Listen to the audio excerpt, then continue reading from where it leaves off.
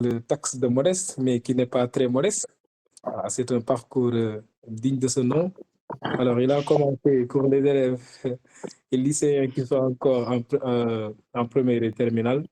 Espérons que ce parcours puisse vous inspirer pour la suite. Il a commencé avec son bac au Sénégal en 2012. Ensuite, il a poursuivi avec une licence de mathématiques à l'université de Ziguinchor en 2015. Et c'est là où tout s'accélère. Il réussit le concours pour intégrer la prestigieuse école Polytechnique X en France en 2016. Il obtient ensuite un double diplôme à Télécom Paris en 2019.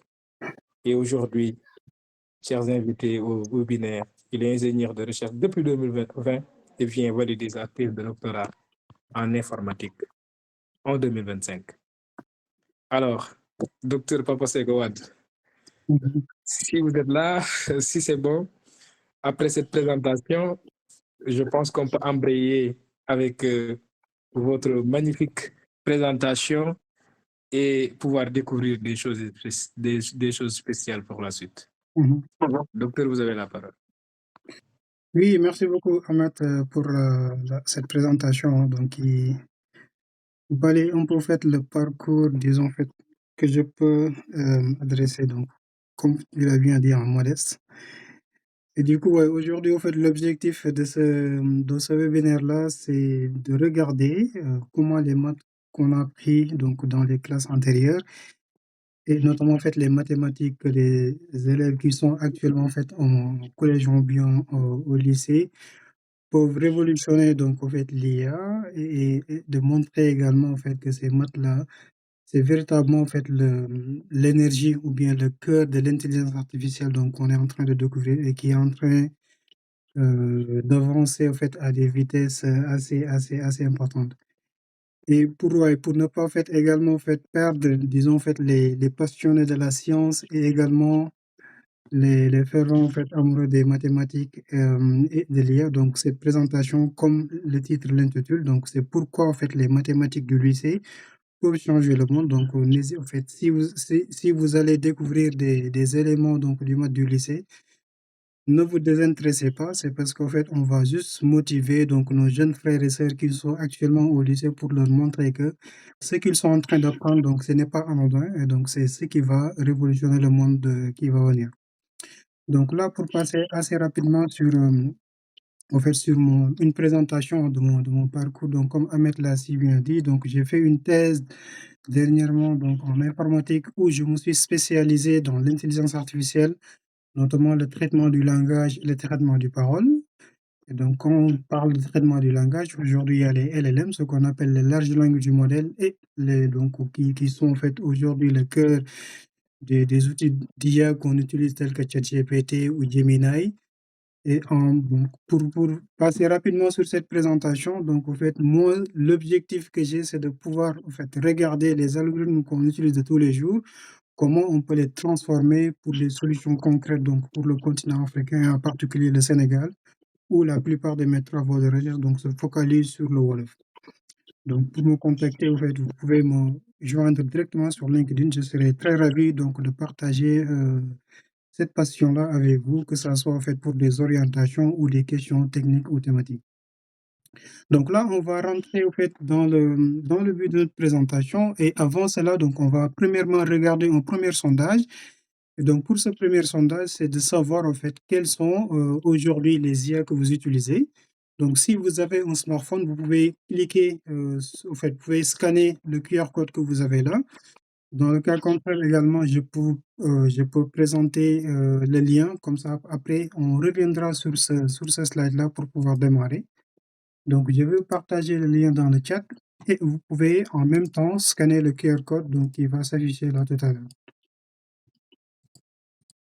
Donc voici le lien au cas où vous n'avez pas accès au QR code ou que vous avez des difficultés pour le scanner. Et je vais en profiter également pour partager le second lien. Comme ça, on va garder active la séance de présentation. Donc là, vous pouvez le scanner. Et après, on pourra regarder. OK, donc là, on commence à voir disons, en fait, ouais, les premières réactions qui apparaissent. Donc, il y a Gemini et ChatGPT qui prend un peu donc la tête du classement. Et après, donc, on reviendra donc sur la présentation. Donc, pour ceux qui n'ont pas encore eu l'occasion de le scanner, vous pouvez le faire là. Donc, et après, à la fin, donc, on va se prendre 3 minutes, voire 5 minutes pour pouvoir maintenant revenir à notre présentation.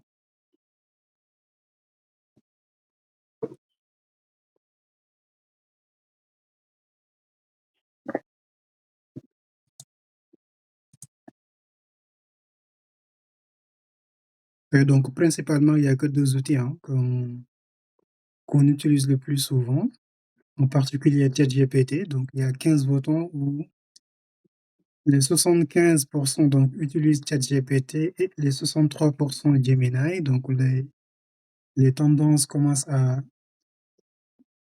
s'activer et à s'améliorer. Donc, on va attendre encore une petite minute avant de basculer maintenant au résultat et l'interprétation des résultats.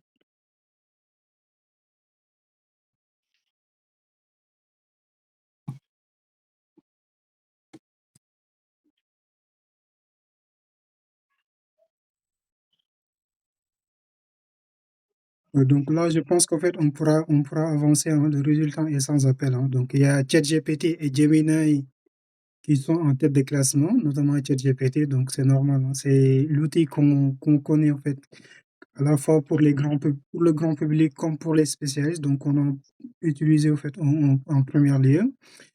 Et j'avais ajouté donc d'autres modèles ou bien d'autres, disons, applications de LLM qu'on n'a pas du tout cliqué et peut-être, au fait, le public ou bien les gens qui ont voté n'ont pas eu l'occasion de découvrir en fait ces modèles-là. Donc, ce sont d'autres types de modèles également qui existent, sauf que la différence entre ces deux qu'on connaît du grand public avec ces deux-là qu'on a ici, le QuenChat et le Kimi, c'est qu'en fait, ces deux-là, ce sont des modèles qui sont open weight, c'est-à-dire qu'en fait, on peut les utiliser donc, en fait, en local comme dans nos applications si on a des GPU et que donc ces modèles-là, ce sont ce qu'on appelle des modèles commerciaux qui sont fermés. Donc là, on pourra maintenant en fait passer à notre deuxième sondage avant de rentrer dans le but du sujet. Et donc, ce deuxième sondage-là, c'est pourquoi on utilise donc en fait l'IA. Donc, quelles sont en fait nos missions, donc pourquoi on les utilise aujourd'hui. Et donc là, l'objectif, c'est de savoir en fait est-ce qu'on va utiliser l'intelligence artificielle pour nos études, donc notamment pour les étudiants, de pouvoir comprendre les cours, faire des résumés et de s'exercer. Également, en fait, pour les professionnels donc, qui veulent gagner en productivité et être efficaces dans le domaine donc, de leur travail, comment en fait, ils vont utiliser l'IA? Est-ce qu'ils vont utiliser l'IA pour corriger les codes, pour rédiger automatiquement donc, des documents ou faire des tâches donc, qui peuvent augmenter leur productivité? Ou bien même en fait, avec les enseignants. Hein, donc aujourd'hui, je pense qu'on a nos professeurs qui sont, en fait, qui sont là et donc, nos profs également, en fait, ils peuvent les utiliser pour pouvoir comprendre, pour pouvoir préparer des cours ou bien, en fait, préparer tout ce qui est curriculum et les exemples d'exercices qui peuvent être pertinents en fonction donc, du niveau de chaque élève ou en même temps, en fait, les chercheurs donc, qui sont probablement, en fait, nous ont rejoint également. Et ces chercheurs-là peuvent utiliser l'IA donc, pour faire avancer leurs recherches, notamment en fait, avec les modèles qui sont open source. Et donc, pour ce sondage-là, on pourra scanner également ce QR code. Donc, c'est le deuxième lien que j'ai partagé. Donc, vous pouvez également choisir au fait de faire en question donc des choix multiples pour qu'on puisse après également regarder les, l'ensemble des utilisations qu'on a avant d'aller maintenant en fait dans le cadre de notre présentation.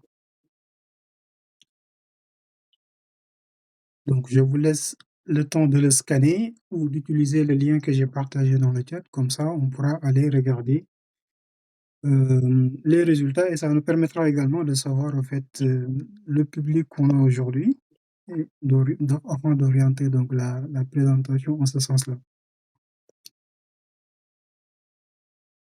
Il peut également en fait ouais, y avoir cette dernière catégorie où ce sont les gens qui sont curieux et qui veulent découvrir l'IA, donc qui sont passionnés de la science d'une manière générale. Donc là, je pense qu'on pourra aller regarder alors Les résultats, donc, ouais, il y a, en fait, on a le nombre de votants s'accumule.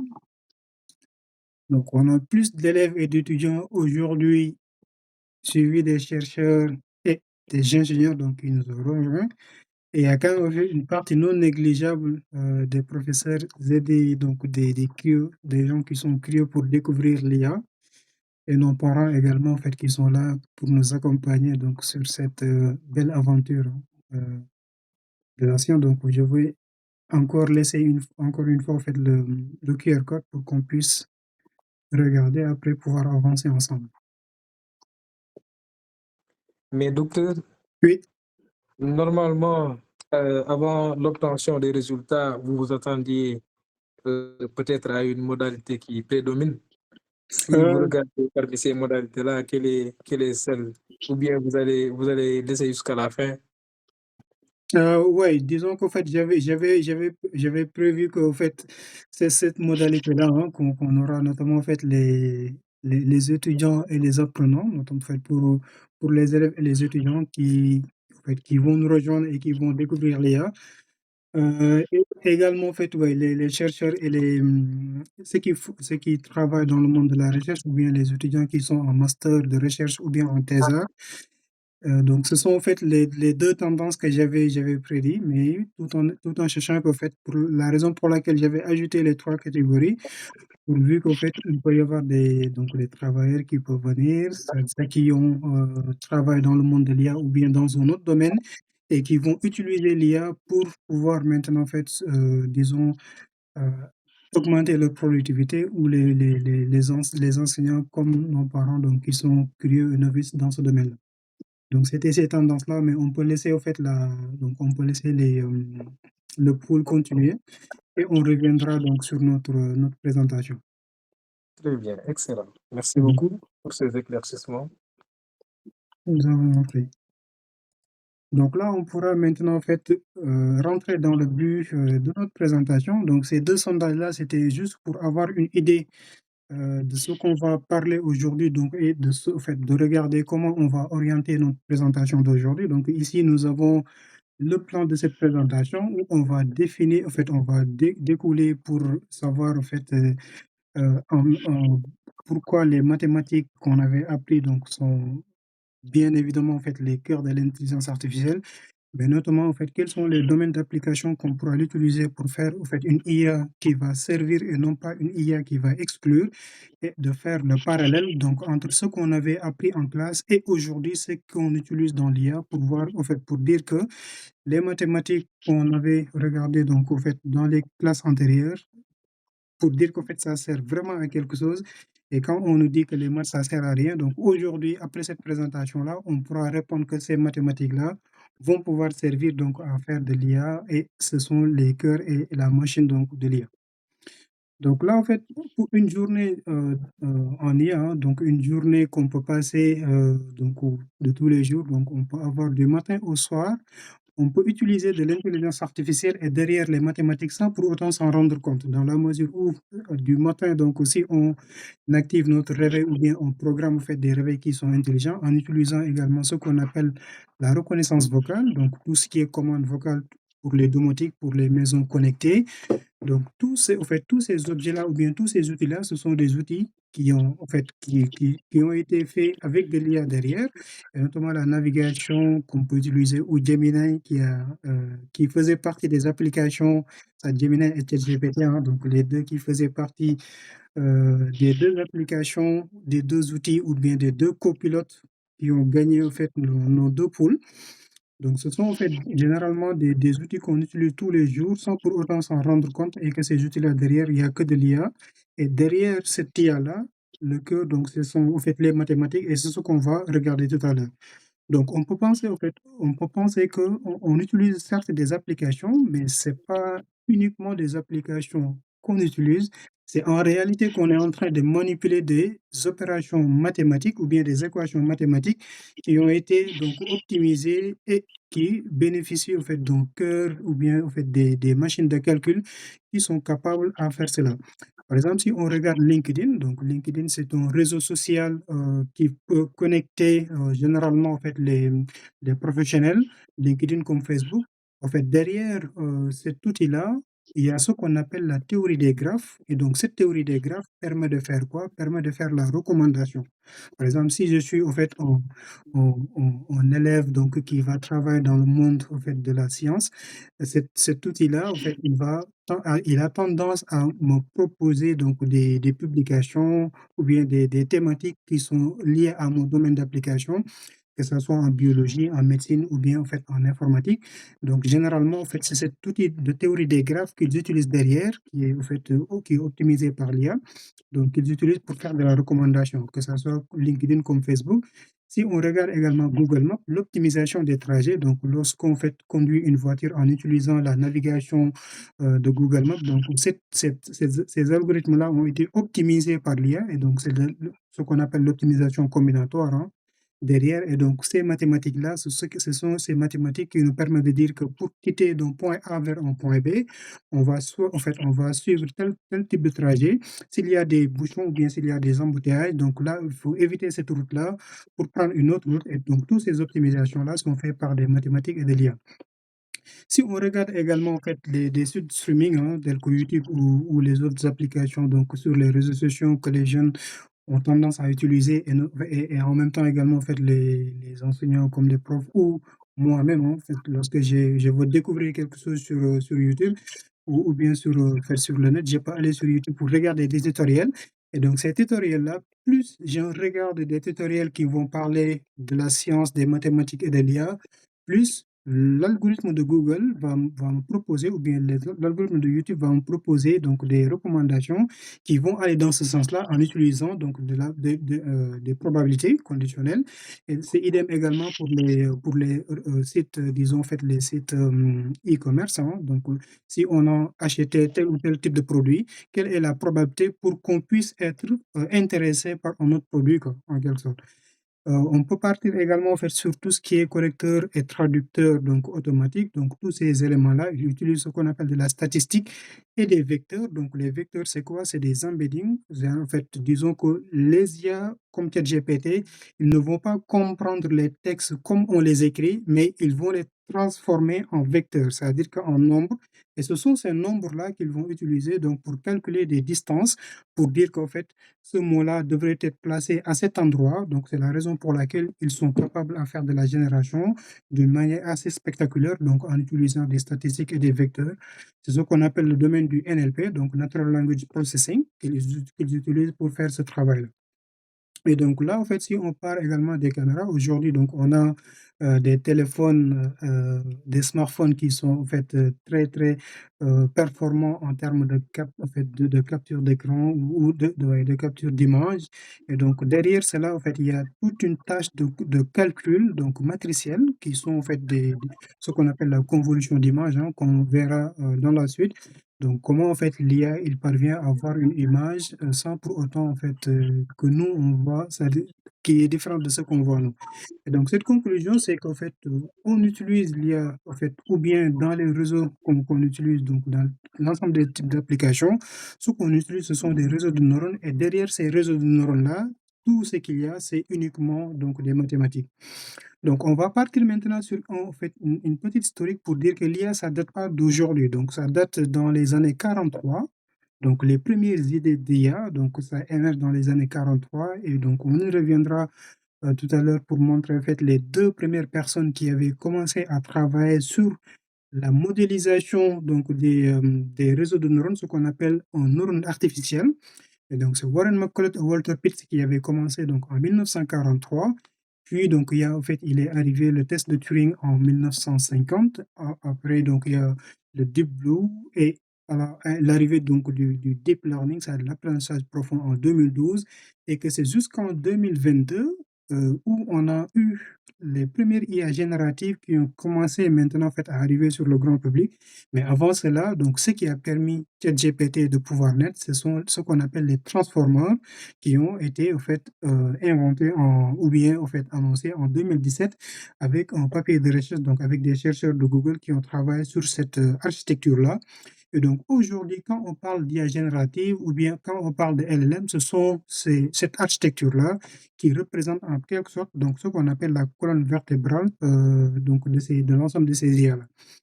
Et donc tout cela pour dire qu'en fait l'IA n'est pas nouvelle, hein, donc, mais aujourd'hui, il nécessite d'énormes puissances de calcul pour pouvoir tout changer. Et donc ces puissances de calcul, c'est parce qu'en fait derrière, il y a tout ce qui est aspect mathématique qu'il va pouvoir utiliser. En remontant un peu au fait le temps, comme je l'ai expliqué tout à l'heure, donc c'est le premier papier qui a été publié en 1943 par Warren McCulloch et Walter Pitts, qui sont en fait un neuroscientiste et un mathématicien, où ils avaient commencé à faire la modélisation donc des connexions. Ici, ce qu'on a ici, ce sont des connexions de neurones artificiels et lui, ce sont ces 2 personnes-là, ils se sont basés sur ce qu'on appelle les neurones biologiques qu'on a nous, parce qu'en fait, en biologie, les neurones, ils ont en fait des portes d'entrée et des sorties. Donc, on a les synapses jusqu'à l'axione. Et donc, ici, on a notre axione et au niveau des synapses. Donc, les dendrites qui représentent en fait en quelque sorte les entrées, aujourd'hui, ce sont les portes d'entrée de l'ensemble des IA qu'on a. Donc, un IA, qu'est-ce qu'il a besoin? Une IA, qu'est-ce qu'il a besoin? Il a besoin des données pour pouvoir donner un résultat. Et donc, ces données-là, c'est ce qu'on appelle, en fait, disons, en fait, aujourd'hui, le nerf de la guerre, hein, donc qui n'est pas facile à avoir et on peut comprendre, dans la suite, on pourra comprendre facilement, donc, en fait, cette neurone biologique-là, comment en fait on peut avoir en fait une intuition avec ce que on fait tous les jours, hein, donc comme les élèves ou nos camarades qui sont au lycée pour savoir leur moyenne en mathématiques. Donc on reviendra sur une explication assez beaucoup plus simple du coup. Et donc là, en fait, en 1958, on a la première machine à apprendre. Et donc, cette première machine-là, c'est une machine qu'on appelle le perceptron. Et donc, il a été inventé par Frank Rosenblatt en se basant, en fait, sur les travaux de Warren McCulloch et Walter Pitts. Donc, en fait, c'était cette première machine à apprendre que, on a l'habitude de l'utiliser. En tout cas, moi, je l'utilisais lorsque j'étais en classe de collège sans pour autant le savoir. On le verra tout à l'heure, en fait, pourquoi j'ai dit que en fait, nous, on l'utilisait. Donc, c'est une machine aujourd'hui qui fait naître, en fait, le deep learning ou bien les réseaux de neurones profonds. Parce qu'ici, on a un seul neurone qui va faire le travail, mais on verra tout à l'heure, pour résoudre des tâches complexes, on aura besoin de plusieurs neurones. Donc là, en fait, si on regarde une image ou bien en fait une équation qu'on connaît de tous les jours, hein, c'est cette équation-là donc qu'on appelle en fait aujourd'hui le sigmoïde ou bien une équation donc d'activation. Donc cette équation, en réalité, ça nous permet de faire la différence entre deux visages différents ou bien en fait deux personnes qui ont en fait des caractéristiques différentes. Et donc c'est cette sigmoïde-là qui permet de faire la séparation de deux classes. Et donc cette séparation-là, l'élève également, en fait, nous, lorsqu'on était élève en classe de collège ou bien au lycée, on l'utilisait. Et en particulier, donc, on va regarder un neurone, qu'est-ce que ça signifie. Donc là, on va basculer sur le fonctionnement du neurone. Et l'analogie qu'on va voir aujourd'hui, c'est l'étudiant qui va prendre une décision ou bien un élève qui va pouvoir même prendre une décision. Comment il va le faire? Donc, il va prendre ses entrées. Donc, en fait, tout à l'heure, lorsqu'on avait le downrate, donc là, en fait, on avait les entrées et la sortie. Et donc, ce que va faire l'étudiant aujourd'hui, donc, il va prendre les entrées, ce sont les notes qu'il a en maths, en physique et en français. Il va le multiplier par les coefficients de chaque matière, donc l'importance de chaque matière, parce que pour la sélection de concours, on ne va pas en fait prendre l'ensemble des notes, l'ensemble des matières qu'on a avec en fait, les mêmes importances. Par exemple, pour réussir un concours de l'ENSA ou bien de l'ITS, donc là, en fait, on va donner plus de poids aux mathématiques que, en fait, par exemple, aux sciences de la vie, quoi, par exemple, à l'SVT. Et donc là, en fait, on va rajouter un biais. Et le biais, c'est quoi? Le biais, ça peut être un bonus ou bien un malus personnel. Par exemple, si j'étais en train de participer en classe, le prof peut me donner un plus. Et si, au fait, j'avais fait quelque chose que je ne devrais pas faire, le prof, il peut me donner un moins ou bien me sanctionner. Et donc, c'est ce qu'on appelle un biais. Et ce biais-là peut intervenir donc, dans la réalité en fait, des IA qu'on utilise, ça peut intervenir dans la réalité. Et à la fin, donc, on aura la sortie pour voir est-ce que l'élève, il va réussir ou pas, ou bien est-ce qu'il va passer en classe supérieure ou pas. Et donc, tout ce que le modèle fait ou bien tout ce que le perceptron fait, c'est uniquement une combinaison linéaire. Donc, il va calculer, il va prendre chaque matière multipliée par le coefficient, donc la note de chaque matière multipliée par le coefficient, et il va ajouter le biais, par exemple, s'il a un plus ou bien un malus, pour pouvoir maintenant déterminer si l'élève, en fait, il peut passer en classe supérieure. Et donc, c'est ce que je disais tout à l'heure. Donc, c'est le perceptron que Frank Rosenblatt avait, en fait, avait créé en 1958. Et donc, aujourd'hui, l'IA, il se base sur ça, donc notamment les réseaux de neurones, il se base sur cette perceptron-là pour pouvoir connecter plusieurs neurones qui vont ressembler à cela. Et donc là, on a l'ensemble des matières avec donc l'ensemble des notes qu'on a ici, qui sont les entrées, et les coefficients pondérés, donc j'ai divisé par 10 pour la pondération. Et donc à la fin, on va faire l'agrégation. Donc l'agrégation, c'est uniquement la combinaison linéaire qu'on avait vue tout à l'heure ici, c'est l'agrégation. Ajouter le biais plus 2, donc l'élève ici a eu un plus 2 à la fin, donc on pourra voir est-ce que l'élève, à quel pourcentage il a, en fait, il est admis ou pas. Donc là, en fait, il est admis à 90%. Et donc tout ce travail-là, donc c'est un travail que les modèles qu'on utilise aujourd'hui, ils le font, et donc c'est uniquement des opérations mathématiques qu'ils font. Et à la fin d'un coup, l'outil qu'il va utiliser pour mesurer la probabilité de réussite, c'est cette fonction-là en fait, qui se base sur la fonction exponentielle qu'on a déjà vue en classe de terminale, hein, qu'il va utiliser pour pouvoir maintenant faire le calcul, et à la fin, donc, il pourra déterminer en fait, la chance de l'élève à pouvoir donc, réussir ou pas, si c'est un concours ou bien en classe supérieure.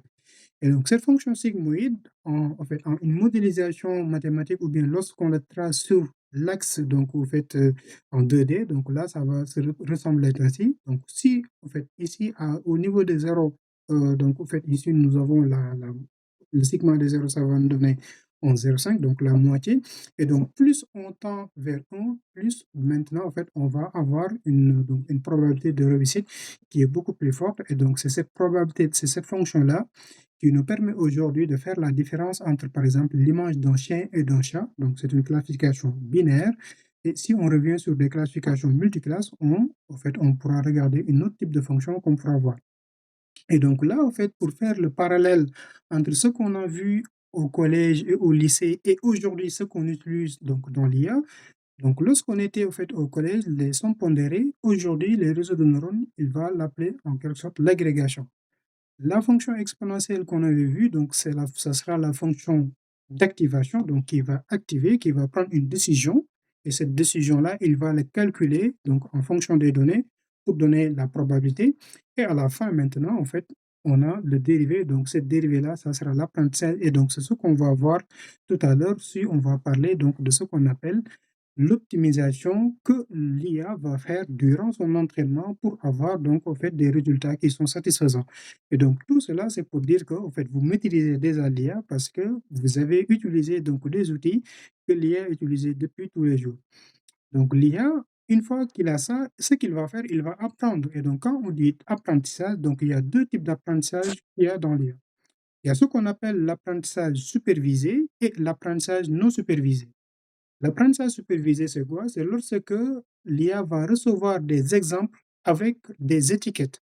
Ici, on a des images, donc des photos de fruits exotiques du Sénégal et l'étiquette associée à ces fruits-là. Donc, au fait, là, on peut lire que l'idée madde, l'idée jaxatula, ainsi de suite, les gertela. Et donc, ce sont ces étiquettes-là qu'il va utiliser, qu'il va donner à notre modèle pour à la fin faire la classification entre ces différentes classes-là. Donc, c'est ce qu'on appelle l'apprentissage supervisé. En d'autres termes, on a l'apprentissage non supervisé où on va maintenant laisser à l'IA de se débrouiller tout seul. Donc, on va uniquement lui donner les images et il va maintenant se débrouiller pour pouvoir maintenant nous dire que ça, ce sont en fait la classe des Gerté, là, c'est la classe des Mad et là, c'est la classe donc des Diakhatou, en quelque sorte. Donc, ce sont ces deux types d'apprentissage-là qui existent. Et donc, quand on dit apprentissage également, il peut y avoir des erreurs que le modèle ou bien l'IA peut faire durant son apprentissage. Et pour pallier donc à ces erreurs-là, ce qu'on peut faire, par exemple, si on prend le cas où on va prédire en quelque sorte au fait les récoltes qu'on va faire donc sur l'arachide. Ici, donc, ce que l'IA a prédit, c'est 500 kilogrammes de prédiction de récolte qu'on pourra faire en fait à la campagne, donc à la campagne prochaine, alors qu'en réalité, on a fait en fait une récolte de 800 kilogrammes. Donc là, il y a une erreur d'apprentissage qu'il a fait durant en fait son apprentissage et la prédiction qu'il a fait. Donc, il s'est trompé. Et donc, comment on va faire maintenant pour corriger cette erreur-là? Pour corriger cette erreur, on va pouvoir maintenant ajuster en quelque sorte les paramètres. On reviendra tout à l'heure sur quoi, en fait, qu'est-ce qu'on entend par paramètres durant l'apprentissage. Et donc, ce sont ces paramètres-là, les poids qu'on va ajuster pour que maintenant, l'outil, prochainement, il ne va pas faire les mêmes erreurs. Tout à l'heure, lorsqu'on avait vu en fait, l'analogie de l'élève qui était en train de calculer, de faire le calcul de la moyenne, qu'est-ce qu'il avait fait? Il avait multiplié par le coefficient. Au fait, si, supposons qu'il s'était trompé sur les coefficients, là, qu'est-ce qu'il va faire? Il va revenir maintenant pour remplacer les bons coefficients qu'il devrait faire pour maintenant, en fait, avoir la note qu'il devrait avoir. Donc là, Donc, on va... Oui. merci beaucoup. Mhm. Et désolé de vous couper. Non, non, Pour dis-moi. rappel, au niveau de l'audience, nous avons des personnes peut-être qui sont en cours d'initiation à l'intelligence artificielle, Mhm. mais également il y a des ingénieurs qui ont déjà fait du machine learning et peut-être qui ont découvert que lors de l'entraînement de leur modèle, il peut y avoir des données étiquetées et qui sont mélangées avec des données qui ne sont pas étiquetées. Et dans ce cadre, Mhm. est-ce qu'on va revenir sur votre catégorisation en deux, supervisé, non supervisé, pour en ajouter un troisième, Mhm. ou bien vous allez toujours rester dans cette catégorisation en deux types? Mhm. Oui, tout en fait, c'est bien possible, hein, c'est bien possible de fait, de mélanger des données et généralement, dans en fait, si on fait de l'apprentissage à grande échelle, on ne peut pas annoter toutes les données. Donc toutes les données, c'est, ça coûte très cher de les annoter. Et donc ce qu'on pourra faire, c'est d'annoter une petite partie des données. Donc avec cette annotation-là, on va dire au modèle d'apprendre à partir de cette annotation-là donc la représentation en fait, géométrique des données, quoi, en quelque sorte. Si on parle des images, donc c'est une représentation géométrique. On le verra tout à l'heure, en fait, comment il va calculer pour reconnaître les formes et sans pour autant se baser uniquement sur les couleurs. Et donc, c'est cette représentation, une fois qu'on a fait l'apprentissage avec cette sous-ensemble qui a été annoté, maintenant, on pourra extraindre l'apprentissage, donc en faisant de l'apprentissage donc semi-supervisé, où on va se baser sur les exemples qui ont été annotés avec les exemples non annotés pour renforcer, en fait, la capacité du modèle. Merci beaucoup. Ouais, là, c'est possible. Et donc, pour basculer, en fait, bien évidemment, en fait, pour basculer justement, en fait, à cette étape-là, donc, on va regarder comment on va ajuster les poids pour que le modèle puisse maintenant, en fait, éviter à faire des erreurs durant son apprentissage. Et donc, c'est ce qu'on appelle la descente du gradient. Donc, en fait, là, en fait, ça peut, disons, en fait, sembler un peu compliqué, mais c'est juste que là, comme on a, en fait, une parabole, c'est assez simple, mais si on avait donc, des pentes ou bien donc, différentes bosses sur notre courbe, là, ça peut être un peu compliqué. Et l'idée, c'est quoi? L'idée qu'en fait, le modèle, il va partir avec des erreurs qui sont très, très, très grandes pour minimiser, en fait, l'erreur avec un pas de temps, donc avec un pas d'apprentissage qu'on appelle le taux d'apprentissage. Et donc, tout ce travail-là, donc tout ce travail qu'il est en train de faire avec des calculs mathématiques, c'est uniquement des dérivés. Donc, il va uniquement dériver des pentes. Et donc, une fois qu'il dérive une pente, donc il va aller sur l'autre couche, aller sur l'autre couche, et ce qu'on pourra voir tout à l'heure. Et donc là, en fait, la formule mathématique simple qu'il va utiliser, c'est uniquement cette formule-là, donc la dérivée, ce qu'on appelle la dérivée partielle. Et donc là, en fait, le d rond, on va expliquer tout à l'heure pourquoi on a écrit d rond au lieu, en fait, une dérivée droite. Donc, il va dériver l'erreur par rapport au poids des données donc, qu'il a reçues. Avec maintenant cette erreur-là, donc c'est l'Y vrai. Donc, comme nous, on sait la vérité terrain, pour faire des tests, on a nos données de vérité terrain et les données que l'IA a appris. Donc, les prédictions qu'il a fait en bleu. Et donc, on va calculer la moindre carré, donc l'erreur au carré qu'il a fait. Et donc, c'est, disons, en fait, le Y vrai, il est donné par ce qu'on avait tout à l'heure, hein, c'est l'ensemble des poids multiplié par les entrées plus les biais. C'est uniquement donc ce qu'il va utiliser durant son apprentissage.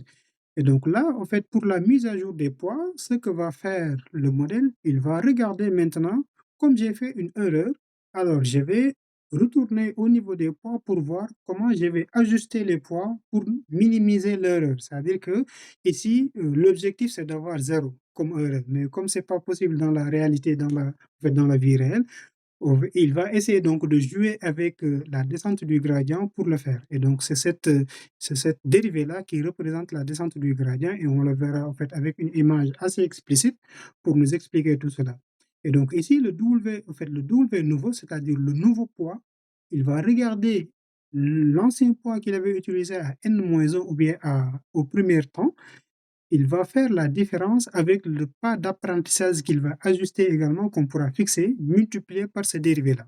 Donc, c'est cette équation simple que les modèles vont utiliser pour, disons, en fait, minimiser l'erreur qu'ils vont faire durant les époques et d'augmenter donc le résultat qu'ils espèrent.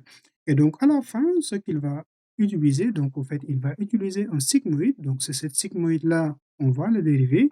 Et donc là, en fait, le déron signifie simplement qu'on utilise la règle de dérivée en chaîne. Donc, c'est la dérivée, en fait, composée. C'est ce qu'on appelle la règle de dérivée en chaîne. Et pour le comprendre, donc, on va oublier en quelque sorte les équations mathématiques et on va regarder donc cette image. Donc ici, en fait, c'est une randonneuse qui va descendre les montagnes. Et c'est quoi son objectif? Son objectif, c'est d'atteindre, en fait, pour descendre, en fait, au pas le plus bas, il va essayer de tâter donc l'ensemble des pas qu'il va rencontrer en fait sur la montagne pour pouvoir maintenant trouver en fait, l'endroit ou bien le point le plus bas. Et c'est cet endroit-là qu'il va considérer comme étant le minimum. Donc, en fait, il ne pourra pas descendre en fait, au plus bas. Et donc, il va utiliser l'altitude donc, qui est l'erreur, les pas donc qu'il va calculer, c'est le gradient qu'on avait vu tout à l'heure. Et donc, les petits pas donc qu'il va faire pour marcher vers le bas, c'est ce qu'on appelle le learning rate ou bien en fait, disons le pas d'apprentissage en français, quoi. Donc, le learning rate. Donc, c'est le taux d'apprentissage. Et pour faire le parallèle, en fait, on va revenir sur le parallèle parce que l'objectif, c'est de dire que les mathématiques qu'on avait vues au lycée, ce sont les mathématiques que l'IA utilise. Donc, pour faire le parallèle, ici, on a la fonction de perte. Donc, la fonction de perte, c'est quoi? C'est l'erreur en fait en moindre carré. Donc, l'erreur de moindre carré avec la dérivée qu'il avait calculée. Mais pour le zoom, ce qu'on avait vu au lycée et ce que fait l'IA aujourd'hui, au lycée, lorsqu'on avait f de x égale x au carré, pour la dérivée, donc on va faire d de f sur d de x égale 2x. Donc, c'est le dérivé. Ici, comme la fonction de perte, donc ici c'est notre fonction de perte, c'est une fonction parabolique.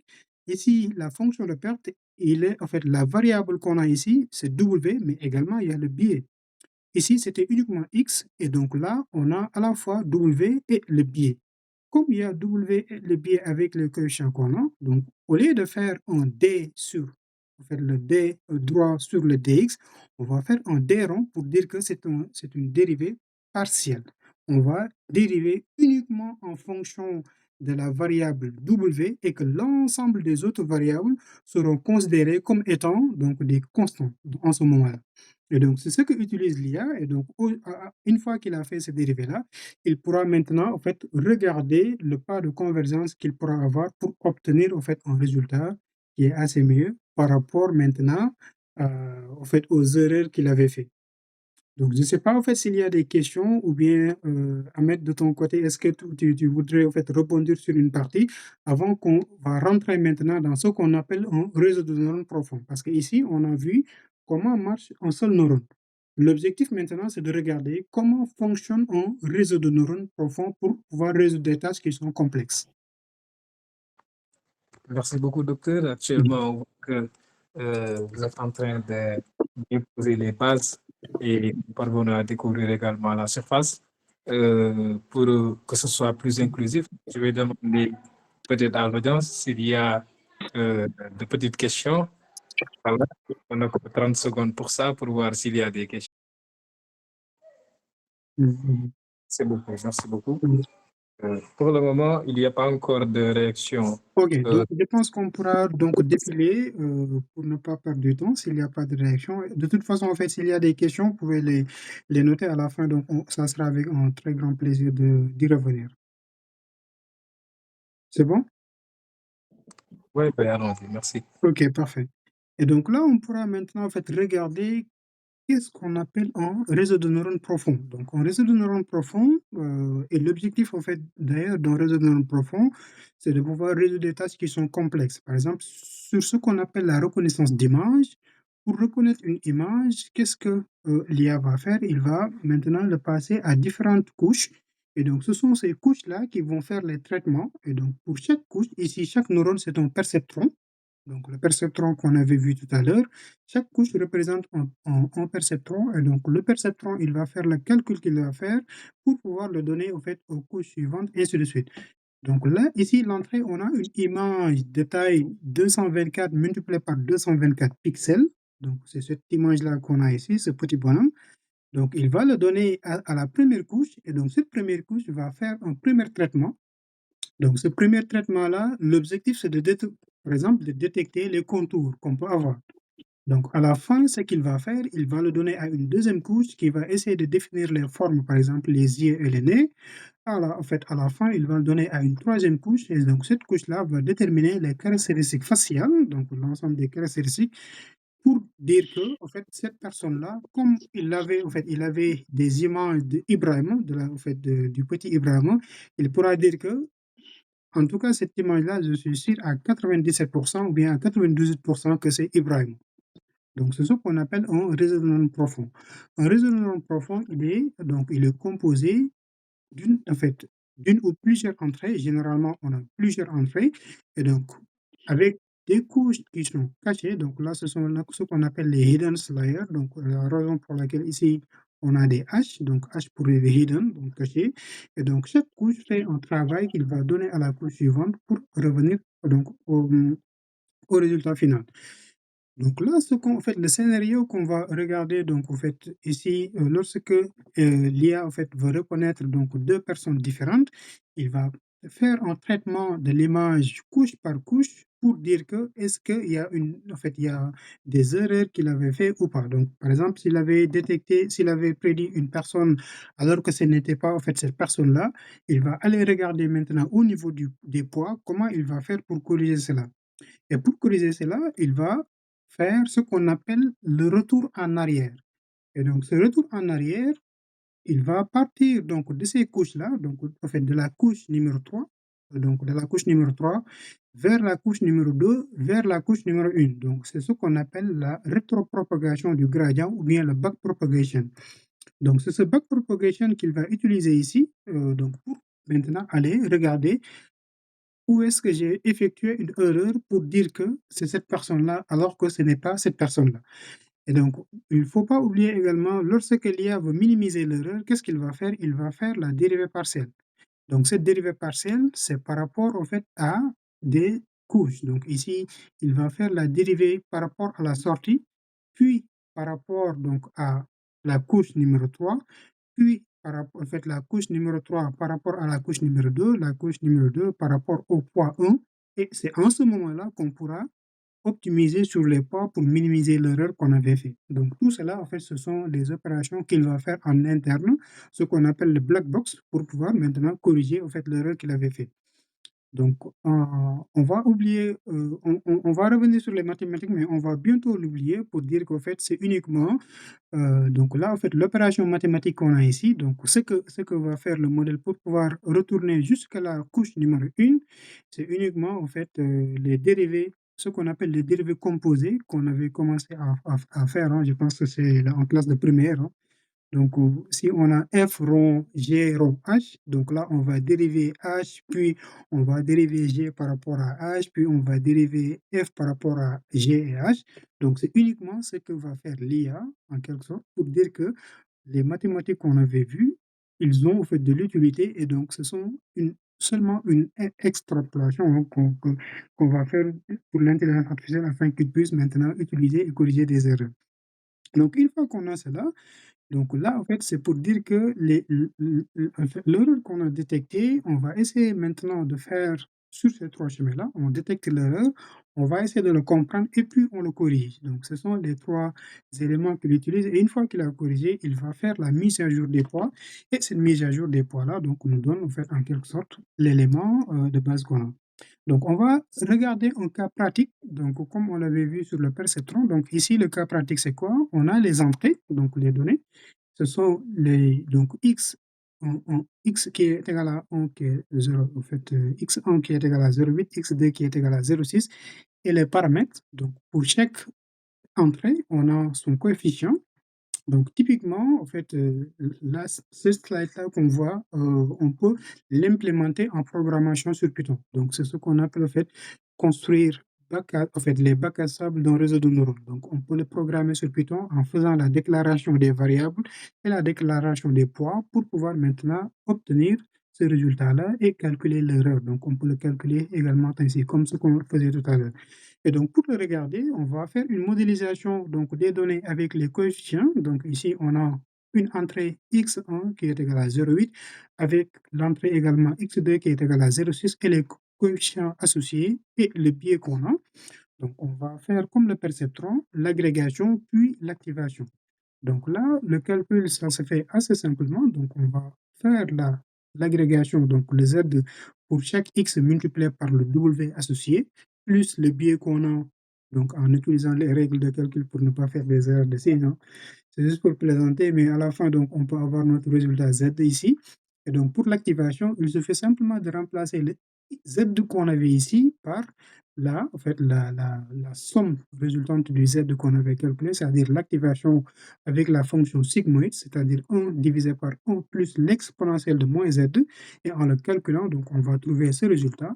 Et donc, l'erreur, nous, ce qu'on attendait, c'est 1. Par contre, au fait, l'IA nous a sorti en 0,6. Donc ici, il a fait en fait une erreur approximativement de 0,076 qu'on pourra corriger en quelque sorte. Et donc là, en fait, ce qu'il a prédit, c'est différent de ce qu'on attendait. Donc, en fait, l'erreur, il est faible, mais on peut pas, en fait, on peut comprendre que en apprentissage, donc il peut faire ces erreurs-là, mais nous, l'objectif, c'est toujours de pouvoir les minimiser.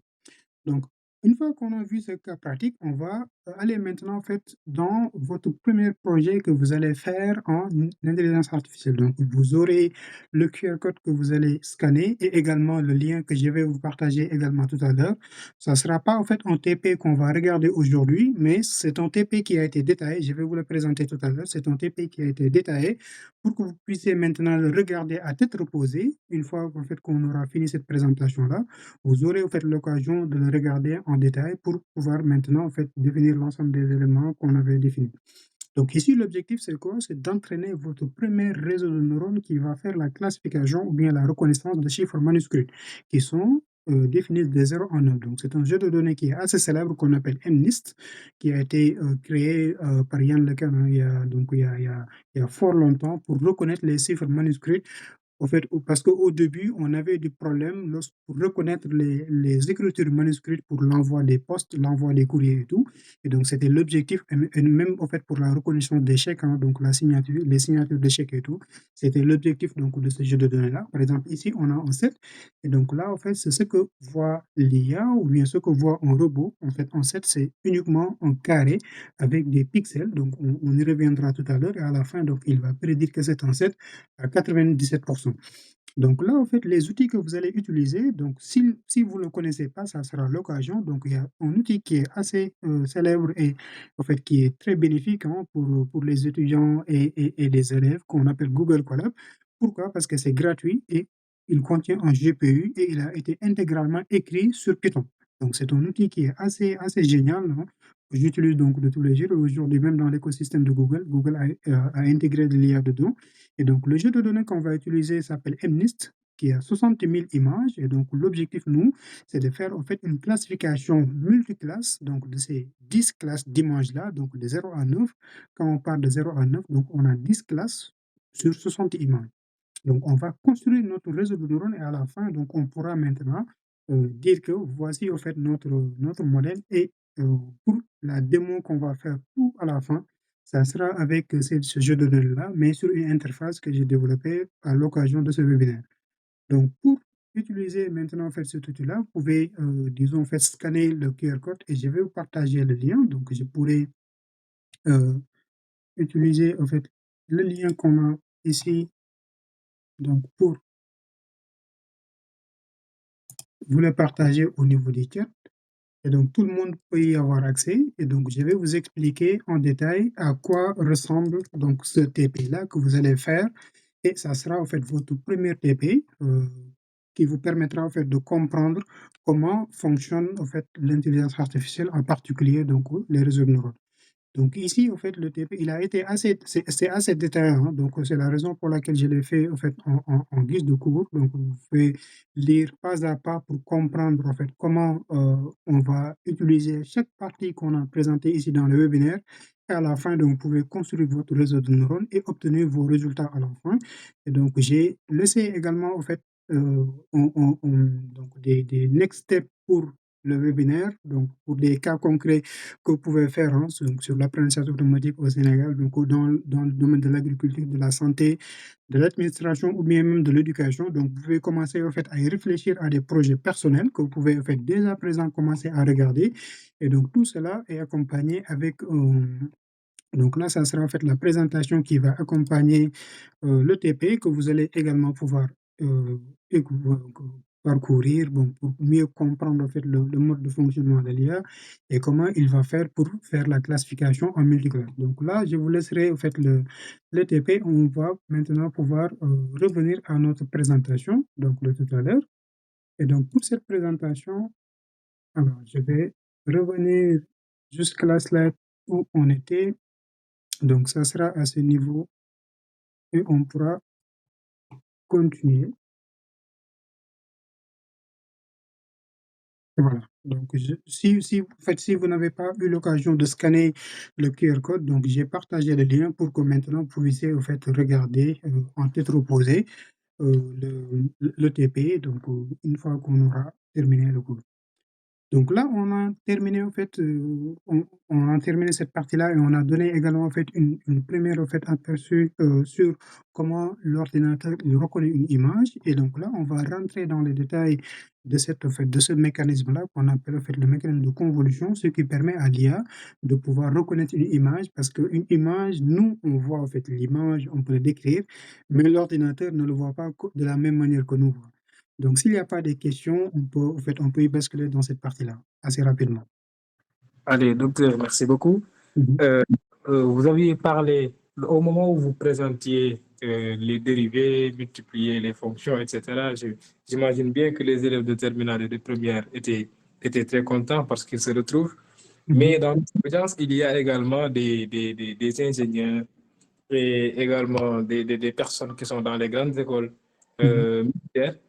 Et lorsqu'on essaie de combiner ingénieurs et des hommes de l'armée, peut-être ils peuvent s'intéresser à la problématique, mais bon, lorsqu'on a un modèle et qui essaie d'identifier des personnes, de faire la différence, etc., quelle est l'importance qu'on pourrait accorder aux deux types d'erreurs?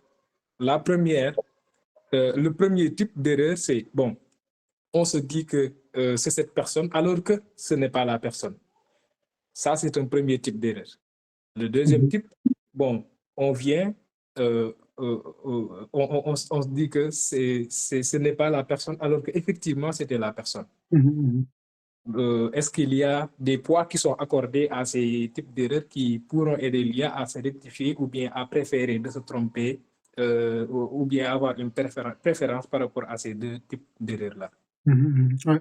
Là, c'est une question en fait plus qu'importante hein, parce que ça va toucher en fait à ce qu'on appelle en fait la souveraineté, premièrement, en fait, des IA qu'on va utiliser. Parce qu'au fait, il ne faut pas oublier qu'au fait, le biais dont je parlais tout à l'heure, au fait, qui peuvent être en plus ou bien en malus, en bonus ou bien en malus de l'étudiant. Donc, sur les IA, en fait, réelles qu'on va utiliser dans la vie réelle, notamment, en fait, la reconnaissance d'image ou bien la reconnaissance en fait, ouais, de personnes pour dire qu'en fait, cette personne-là, c'est lui qui a fait telle ou telle chose, alors qu'en fait, c'était pas le cas. Donc, généralement, en fait, ce sont des IA qui ont bénéficié d'un entraînement et des données qui n'étaient, en fait, qui ne couvraient pas nos réalités. Par exemple, en fait, on sait que la plupart en fait, des modèles de reconnaissance d'image, ils ont été entraînés en fait, sur des personnes de couleur claire et pas en fait, dans nos réalités. Et ce qui peut apporter des biais qui ne sont pas négligeables et ce sont des biais qui sont en fait, assez sérieux et qu'on doit prendre en, fait, en compte. Et donc, pour éviter cela, ce qu'on doit faire, c'est le cœur véritablement, pour éviter qu'on y a fasse des erreurs, ce sont les données. Donc, plus on a des données qui sont propres et souveraines, plus l'IA va éviter de faire ces types d'erreurs-là et il va se concentrer uniquement sur ces éléments. Après, il y a en fait un deuxième volet, c'est-à-dire qu'en fait, on ne doit pas laisser l'IA, disons, en fait, l'ensemble des pouvoirs, c'est pas possible. Il va falloir qu'on ait en fait une vérification derrière des personnes qui doivent être là et qui vont regarder quelles sont, sur les décisions qu'a pris l'IA, est-ce que ces décisions-là, ce sont des décisions qu'on va appliquer ou pas? Donc, en fait, on ne doit pas laisser aveuglement l'IA prendre des décisions sans pour autant avoir le contrôle de l'humain derrière. C'est la raison pour laquelle on aura toujours besoin des humains. Un autre exemple également, toujours dans cette dans la part de reconnaissance, si on prend une voiture autonome qui a été entraînée, donc qui a entraîné en fait avec des routes qui sont faites aux États-Unis, comme ce qu'on fait Tesla avec le copilote de Tesla. Donc ces types de voitures-là, si on les amène au Sénégal, ça serait catastrophique. Pour plusieurs raisons. Premièrement, en fait, on n'a pas les mêmes signalisations. On a des panneaux publicitaires sur nos routes, donc ils peuvent ressembler à des feux de stop qui peuvent être rouges. On a également des policiers qui peuvent être sur la route pour guider la circulation, ce qui est différent des autres pays, et également des piétons qui peuvent traverser, en fait, à des endroits où c'est pas marqué des passages piétons. Donc, c'est la raison pour laquelle pour appliquer ces types de technologies-là dans nos réalités, il faut les adapter, quoi. Il faut pas les amener au fait, faut, de de la manière dont ils ont été entraînés, mais il faut véritablement les amener. Donc c'est une question qui touche énormément de choses, quoi, et qui est très, très, très importante. Merci beaucoup, docteur. Mmh. Merci pour ces éclaircissements. Mmh. Donc, on pourra maintenant en fait passer assez rapidement hein, sur comment maintenant en fait l'ordinateur il voit un objet. Comme je l'ai dit tout à l'heure, en fait, le petit Ibrahima qu'on avait vu, nous, lorsqu'on regarde, en fait, on va regarder que là, c'est Ibrahima qui est là. Pourquoi? Parce qu'on a regardé sa photo, on a vu en fait son visage et on le connaissait. On sait reconnaître des émotions et une identité. Par contre, pour un robot ou bien en fait une machine, il va pas voir Ibrahima de la manière dont nous on le voit. Qu'est-ce qu'il va voir lui? Il va voir en fait un tableau rempli de chiffres uniquement. Donc c'est ce tableau-là rempli de chiffres et les chiffres, donc c'est de 0 à 255. Ces nombres-là qu'on a, en fait, c'est ce qu'on appelle les pixels. Les pixels, lorsqu'on a un pixel 0, c'est une partie noire, sombre. Lorsqu'on a en fait les pixels 255, ça peut être en fait une partie blanche et donc les autres, c'est en fait la combinaison des pixels nous donne les couleurs. Par exemple, pour avoir en fait une couleur jaune, on doit faire la combinaison de 3 couleurs, ce qu'on appelle le RGB, Red, Green and Blue. Donc ce sont ces 3 couleurs-là, le rouge, le vert et bleu. En fait, la combinaison de 3 codes couleurs qu'on va combiner pour avoir une couleur donnée. Et donc, c'est ce que utilise généralement en fait, l'ordinateur pour pouvoir maintenant reconnaître une image. Maintenant, une fois qu'il a l'image, mais comment il va faire pour reconnaître une personne et pas un autre, et pas une autre personne? Ou bien reconnaître un objet, pas un autre, ou bien en fait une voiture et pas un autre, ou entre le fait de faire la différence entre le chien et le chat, ou bien en fait le guerrier ou et le tamarin, par exemple, qui se ressemblent assez fortement, quoi. Donc ici, ce qu'on va regarder, c'est ce qu'on appelle le mécanisme de convolution. Donc en fait, qu'est-ce que c'est que la convolution? La convolution, en fait, s'il y a des élèves ou des étudiants qui sont à L3 ou bien nos profs qui sont à l'université, donc c'est en fait, c'est la chapitre de convolution qu'on avait vu en classe en L3, donc que va utiliser l'algorithme, en fait, l'architecture CNN. CNN, c'est Convolution Neural Network, donc les réseaux de neurones convolutifs il va utiliser pour pouvoir faire donc en fait les calculs pixel par pixel sur l'image. Donc premièrement, ici, on a une image de taille 5 fois 5, donc on a 5 pixels sur 5 pixels et donc comme je l'ai dit tout à l'heure, les pixels, ce sont uniquement des chiffres entre 0 et 255. Donc, qu'est-ce qu'on va faire? On va maintenant faire des opérations parce qu'en fait, l'image telle qu'elle est, en fait, il est gros, donc il va falloir qu'on puisse faire des opérations pour les réduire, donc de regarder en fait quelles sont les parties où on a plus de lumière, quelles sont les parties où les pixels sont maximales, ainsi de suite, pour pouvoir maintenant en fait faire la reconnaissance. Et donc, comment en fait ça se passe concrètement? C'est uniquement des mathématiques, hein. Il n'y a pas de magie, il y a absolument rien derrière, c'est uniquement des mathématiques. Ce qu'il va faire, il va encadrer au fait une partie de l'image où on appelle en fait le kernel. Le kernel, c'est quoi? C'est un filtre qu'on va venir poser sur l'image, qu'on va superposer. Et ce filtre-là, il va permettre maintenant de faire une multiplication colonne sur colonne superposée ou bien case sur case superposée. Et donc, cette multiplication-là, c'est pas en fait la vraie multiplication qu'on utilise, mais c'est ce qu'on appelle la multiplication de Hadamard, où il va se déplacer donc au fait sur l'ensemble de l'image pour faire l'ensemble au fait de ces opérations-là. Mais uniquement si on prend ce pixel-là, donc si on prend ce kernel de taille 3 fois 3 qu'on a posé ici, donc qu'on a en fait posé à cette partie-là, qu'est-ce qu'il va faire? Il va maintenant pouvoir faire l'agrégation, donc de prendre le 1 multiplié le moins 1 multiplié par le 1, le moins 1 multiplié par le 2, le moins 1 multiplié par le 1, ainsi de suite, le 0 multiplié par 1, le 8 multiplié par 1. Donc, c'est cette opération-là qu'il va faire ligne par ligne pour dire que, ah, OK, donc le résultant donc, de cette partie-là, on peut le considérer comme étant moins 3 uniquement, avec ce filtre-là qu'on a choisi. Maintenant, durant l'apprentissage ou bien durant en fait, la programmation, ce filtre-là, il sera choisi par, en fait, durant l'apprentissage, donc durant l'architecture qu'on va définir, et on n'a pas besoin de le définir. On va juste donner les images qu'on a, et c'est maintenant en fait, le modèle, l'architecture qui va choisir les filtres. Ce qu'on peut faire, c'est de définir la taille des filtres. On peut choisir soit 3 fois 3 ou bien 2 fois 2, ainsi de suite. Donc, on peut choisir n'importe quelle taille qu'on veut, pourvu que au fait, la taille de ce filtre-là soit inférieure à la taille de l'image, donc en fait, à 2 pas ou bien à 1 pas. Donc, le calcul qu'il a fait, comme je l'ai expliqué tout à l'heure, c'est une calcul ligne par ligne et à la fin, donc il pourra dire que, ah, OK, donc ce résultat-là, ce n'est rien d'autre qu'un 3. Donc, une fois qu'il a fait cela maintenant, alors on va rentrer au fait dans la formule générale qu'il en fait, qu'il manipule, mais cette formule-là, on va pas se focaliser uniquement sur les doubles sommations. Donc, on peut l'oublier hein, en se concentrant uniquement à la conclusion qu'on va avoir derrière. Donc, en fait, la formule qu'il va utiliser, c'est cette formule de convolution. Ici, on a l'image et le kernel. Donc, I, c'est image, le K, c'est le kernel. Comme c'est en fait une image, c'est une matrice 2 fois 2, il va faire la somme donc par 2, donc c'est une somme double, hein, donc le m égale 0 jusqu'à 2, ainsi de suite. Et donc à la fin, ici, on a notre image I pour la position de I et M et le kernel. Donc ici, à chaque fois, on fait la somme entre l'image et le kernel, la multiplication qu'on a fait pour pouvoir maintenant avoir en fait le résultat. Donc ici, il y a absolument rien d'effrayant, c'est juste une multiplication, pas à pas, donc la multiplication ligne par ligne qu'on a juste, en fait, combiné sur cette formule-là, en quelque sorte.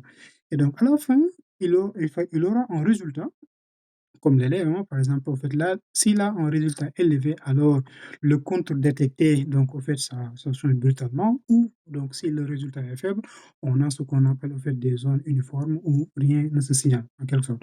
Et donc, c'est ce processus-là de scan, donc, on appelle, en fait, le processus ou bien le mécanisme de convolution que va utiliser une architecture en deep learning qu'on appelle le CNN, le Convolution Neural Network, pour pouvoir faire la reconnaissance d'image et notamment en fait en reconnaissance faciale ou même les voitures autonomes, c'est ce qu'ils utilisent, quoi.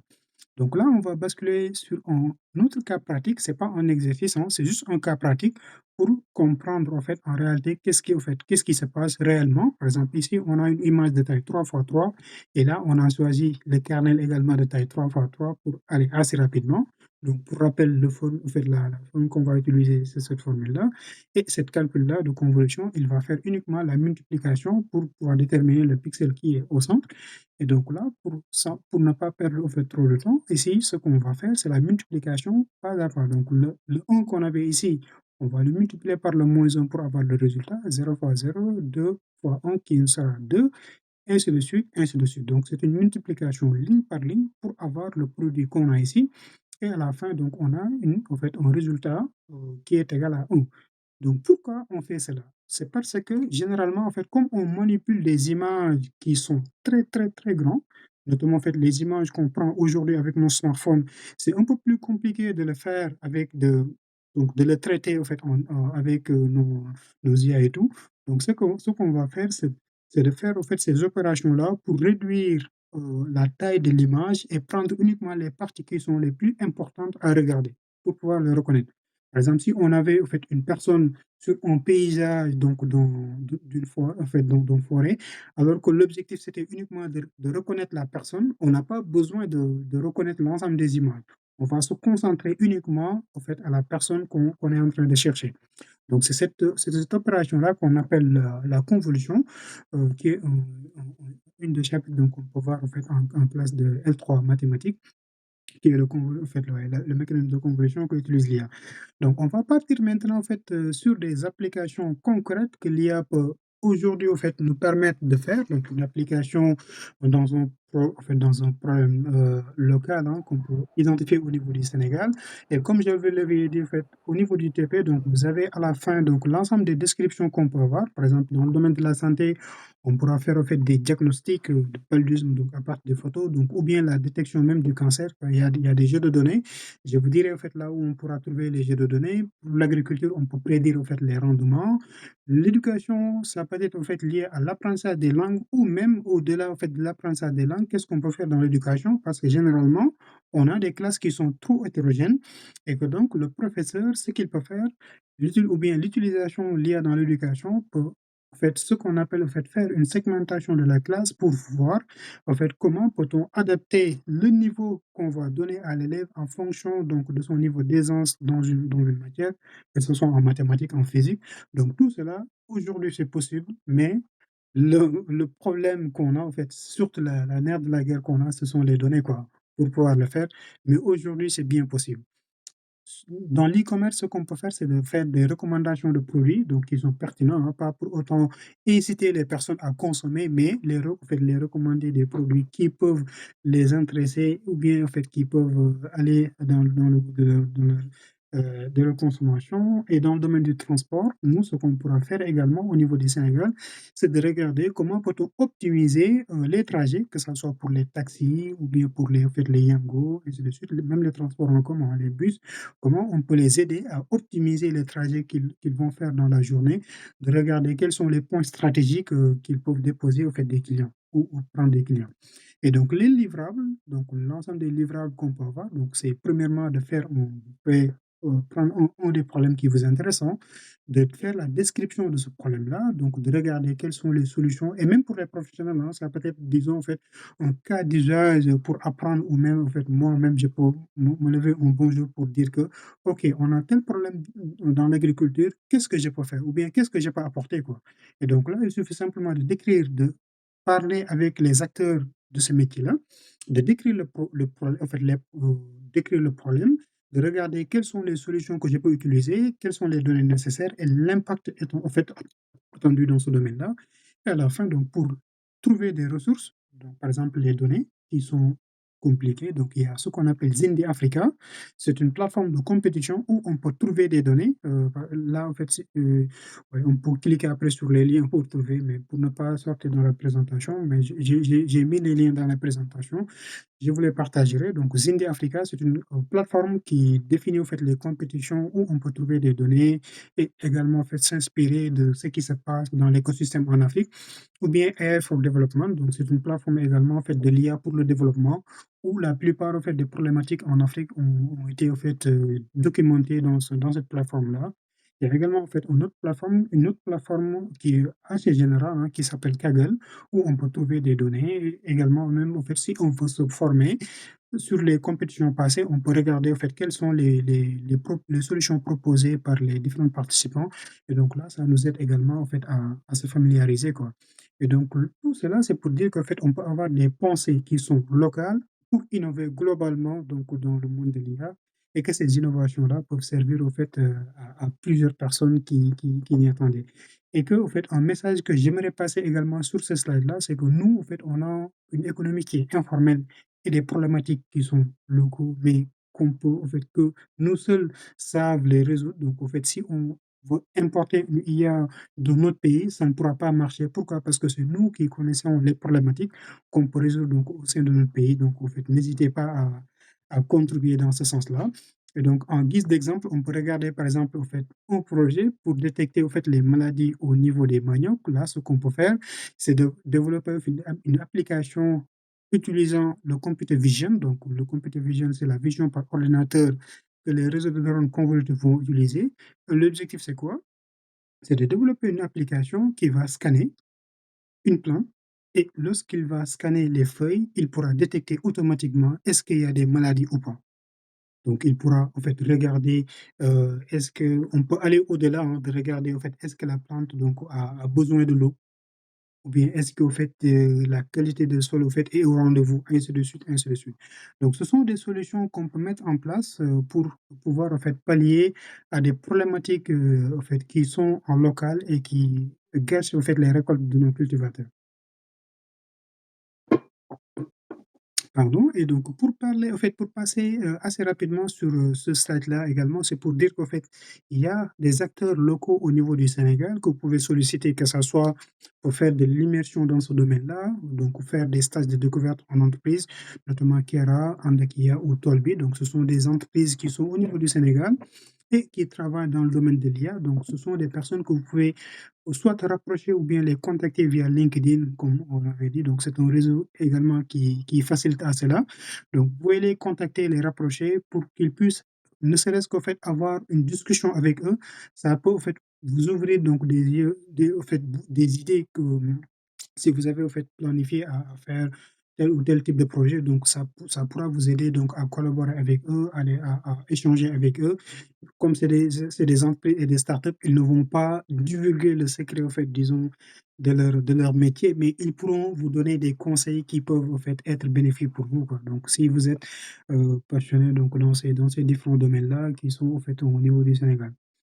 Et donc là, pour parler, en fait, de métiers et d'avenir, donc, généralement, en fait, les métiers qu'on a, c'est on peut, être data scientist ou ML ingénieur, donc machine learning ingénieur, ingénieur en machine learning ou bien être un chercheur dans ce domaine-là. Et donc tout se passe comme on l'a, en fait, comme on l'a vu, hein, du bac L1, L3, master et après un job. Et donc entre le master, si vous voulez, vous pouvez faire une thèse de doctorat pour être un chercheur, donc il faut faire une thèse de doctorat ou même en fait faire un master de recherche et travailler donc dans ce qu'on appelle des équipes de recherche dans les entreprises ou bien dans les laboratoires. Mais généralement, en fait, ce sont les parcours en fait, qui mènent cela. Et l'ensemble donc de ces trois secteurs-là, leur base, ce n'est rien d'autre que les mathématiques. Ils utilisent que des maths. Donc du bac, en passant par les prépas, en faisant en fait un master IA data scientist donc où il y aura en fait un cœur, c'est-à-dire le cœur sera en fait s'organiser sur les mathématiques et un stage ou bien en alternance. Donc tout cela va se consacrer en fait concentrer sur les mathématiques quoi, d'une manière générale. On va maintenant passer assez rapidement pour ne pas en fait, perdre beaucoup de temps sur ce domaine pour dire les ressources tout comme je l'avais parlé tout à l'heure, hein. Donc si vous voulez vous former, donc il y a ce qu'on appelle en fait des cours en ligne. Donc ces cours en ligne-là, ce sont des plateformes qui forment les gens, notamment Coursera. Donc Coursera, il a été fondé par Andrew Ng, donc au fait où vous pouvez retrouver des cours de Python, des cours de machine learning, de deep learning. Il y a Fast AI, donc il y a également en fait une chaîne YouTube qui est très très bien, qui s'appelle en fait Three Blue One Brown, donc qui en fait utilise donc des aspects pédagogiques qui sont assez en fait assez captivants hein, pour tout ce qui est cours en ligne. Pour les compétitions, si vous pouvez également participer à des compétitions ou regarder les données qui ont été publiées dans ces compétitions-là, comme Kaggle ou Zindi, comme je l'ai parlé tout à l'heure, et les outils, donc Google Colab, il y a Google Colab, il y a GitHub, donc où vous pouvez regarder des codes, regarder également des données sur les repos. Hugging Face, où donc la plupart des modèles sont entraînés. Donc la plupart en fait des modèles qui sont pré-entraînés, ce sont des modèles qui sont en fait uploadés sur Hugging Face là. Donc n'hésitez pas également en fait à rejoindre des communautés, lorsque vous faites les communautés d'IA comme Galsen AI ou d'autres communautés comme l'association également IAS ou ouais, qui donne des cours ou bien en fait qui œuvrent dans ce secteur-là où ils ont des canaux de discussion. Donc, n'hésitez pas à les rejoindre, à les contacter donc directement sur LinkedIn ou bien sur leur page perso afin de pouvoir maintenant en fait, obtenir donc, de leurs avis ou de leurs conseils.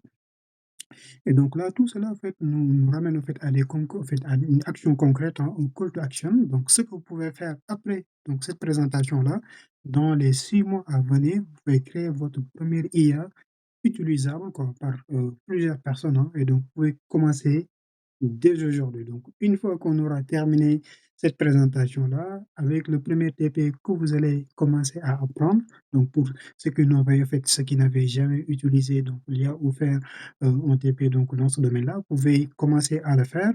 Dans le cas contraire également, pour les spécialistes du domaine en fait, qui nous ont rejoints, ce que vous pouvez faire, c'est de regarder également en fait, des problématiques qu'on rencontre nous en fait, dans notre quotidien, notamment en fait, avec notre économie informelle, pour voir comment on peut aider donc au fait nos à la fois les cultivateurs, les pêcheurs, donc les femmes qui travaillent au fait dans le marché, dans le secteur informel, les PME, comment en fait nous on pourra les aider donc à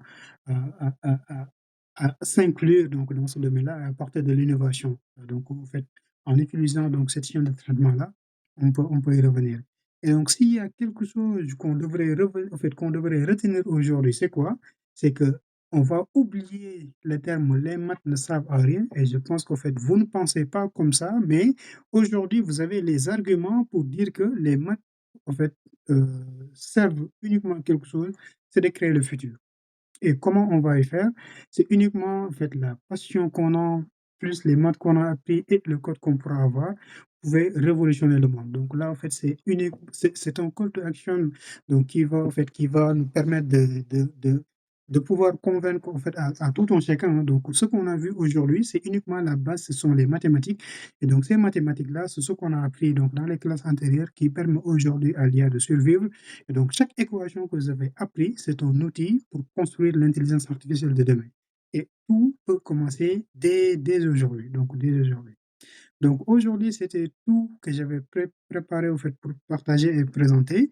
Ce qu'on va faire maintenant, en fait, c'est peut-être avant de revenir dans les questions et les réponses, de pouvoir regarder au fait la démonstration que j'avais prévue. Donc je vais lancer au fait la plateforme et on reviendra donc au fait aux séances de questions-réponses. Mais entre-temps, s'il y a des questions, on peut ouvrir les micros et Ahmed également, tu pourras reprendre au fait disons la parole.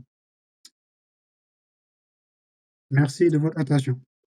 Merci beaucoup, docteur, pour ce brillant exposé. Voilà, les applaudissements et les vivats de l'audience en disent beaucoup. Merci. Plus pour organiser peut-être la séance de questions, discussions, réponses, on pourrait procéder voilà, à une écriture dans le chat, ce qui fait qu'après, je pourrais voilà, vous dire les questions à haute voix pour que l'on n'ait pas à manager les différents micros et que les gens n'interviennent pas en même temps pour éviter tout ce qui est interférence quoi, de micro. Tout à fait, tout à fait. Je pense que c'est une bonne organisation. Donc, entre-temps, j'ai lancé, disons, en fait, les 2 modèles et on pourra voir après, donc, à la fin, ce qui va se défiler, quoi. Mais on peut revenir, en fait, sur nos slides entre-temps. Et en même temps, je vous partagerai l'outil. Comme ça, en fait, tout un chacun pourra le tester.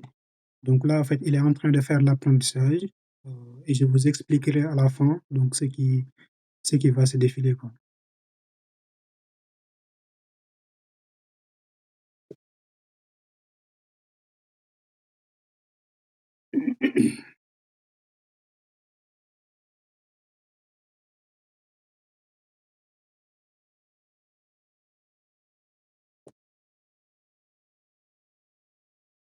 Alors, l'entraînement est terminé. Il va nous donner, en fait, maintenant l'interface qu'on va utiliser et donc ouais, disons pour cette présentation, en fait, toutes les couleurs que vous allez voir, en fait, ce sont des couleurs, du club scientifique Eureka.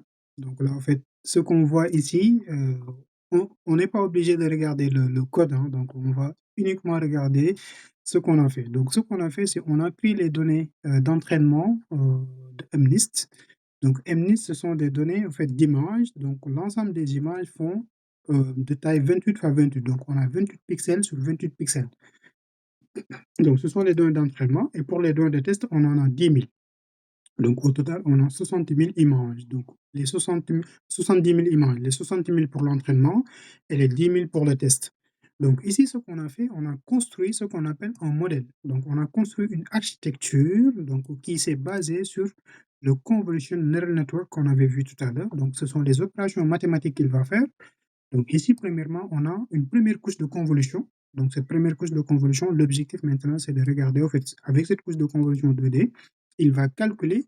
Et ce qu'on voit ici, donc, on voit que la taille des pixels se réduit au fur et à mesure. Donc, on avait 28, là, on a 26, 13, 11, 5, 3, et c'est fini. Donc là, en fait, il a réduit les pixels. Donc, pour pouvoir le faire, ce qu'on a, en fait, l'opération qu'il va utiliser, donc c'est, en fait, j'ai pas voulu rentrer trop dans les détails hein, pour ne pas perdre en fait le public, mais il va utiliser ce qu'on appelle le max pooling. Et donc ici, c'est un max pooling 2D de taille de dimension 2 fois 2. Et le max pooling, c'est quoi? C'est simplement en fait une opération qui va regarder un carré de pixels de taille 2 fois 2 et il va uniquement choisir en fait un carré, le pixel maximal. C'est-à-dire que si on avait 12, 5, 1 et 0, on va choisir le 12 uniquement. C'est cette opération-là. Après, on ajoute une deuxième couche de convolution, ainsi de suite, ainsi de suite. Et à la fin, donc, on fait notre couche dense, donc, qui va faire la classification. Et donc là, en fait, on a en fait, une couche dense de classification de taille 12, de taille 10. Pourquoi? Parce qu'on a 10 classes. Et là, c'est une classification multiclasse. Donc là, il va utiliser en fait une fonction d'activation softmax pour pouvoir le faire. Donc les résultats sont là. Donc en fait, là, c'est l'apprentissage qu'il a fait avec la validation. Et là, ce sont les perles, en fait, la courbe de l'os qu'on a ici. Et à la fin, nous, ce qui nous intéresse maintenant, c'est l'outil qu'on a développé. Donc, je vais partager d'abord le lien. Donc, le lien Gradio. En fait, c'est une interface que j'ai développée pour ce webinaire. Alors, je vous donne le lien ici. Vous pouvez l'utiliser, hein, mais je vais vous montrer en fait comment ça marche. Donc, je vais l'activer ici et on pourra voir comment ça marche. Donc là, en fait, c'est notre interface de démo. Et donc, cette interface de démo, qu'est-ce qu'il va faire? On pourra maintenant tester est-ce que le modèle qu'on a fait, il parvient à reconnaître les chiffres ou pas. Et donc, c'est facile à utiliser. Donc là, on a ici notre crayon. Ici, je ne sais pas si vous voyez la souris, on a ici notre crayon. Et donc, l'objectif, c'est quoi? C'est en fait, de remarquer que l'architecture CNN qu'on a utilisée, donc les 99,26 qu'on a ici, c'est bien évidemment en fait le résultat qu'on a obtenu durant l'apprentissage. Donc, c'est ce résultat-là, la précision sur les données de test. Et donc, il a enregistré notre modèle, le MNIST CNN1.keras. Donc, le modèle, il l'a enregistré ici. Donc, c'est ce modèle-là qu'on va utiliser pour faire le test. Et donc, c'est ce résultat-là qu'il a obtenu. Donc, on va essayer, nous, de regarder est-ce que c'est vrai ou pas. Donc là, ce qu'on va faire, on va premièrement dessiner, par exemple, en 2. Et on va activer sur Analyser. Et donc, le résultat sera apparaître ici. Donc, ici, le modèle nous dit qu'à 100%, il est sûr à 100% que c'est un 2. Donc là, il n'y a pas d'ambiguïté du tout. Il n'y a pas d'ambiguïté, quoi. Donc, il est sûr à 100% que c'est un 2. On pourra essayer avec, je sais pas, hein. Après, vous pouvez essayer. Donc, de votre côté, vous pouvez essayer n'importe quel chiffre, hein. Donc, je pense que tout le monde a y accès. Donc là, il nous dit qu'en fait, à 100%, c'est un 0. Je vais essayer, en fait, de lui tendre un piège. Je ne sais pas, en fait, c'est quel type de chiffre là, mais ça n'existe pas. Pour dire qu'en fait, il peut faire des erreurs comme il peut dire, OK, là, il nous dit que c'est un 8, alors qu'en fait, c'est pas du tout un 8, quoi. Mais en fait, dans les données d'Emnist, donc on peut, si Ah, vous ça va. regardez bien le TP, c'est une question? Et le modèle.